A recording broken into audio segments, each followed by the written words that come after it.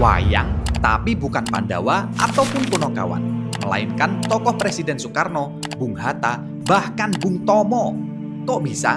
Mari kita bahas. Inilah wayang suluk, bermakna penerang atau pencerah. Dibuat oleh Jawatan Penerangan Madiun dan pertama kali dipentaskan pada 10 Maret 1947.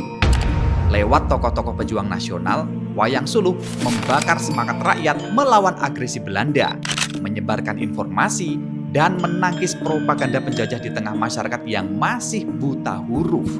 Wayang yang juga disebut sebagai wayang obor ini menjadi senjata psikologis untuk menyatukan dan mempertahankan kemerdekaan. Selamat Hari Pahlawan Nasional. Sekarang giliran kita menyalakan obor perjuangan itu kembali lewat karya, semangat, dan tindakan nyata untuk Indonesia bangkit.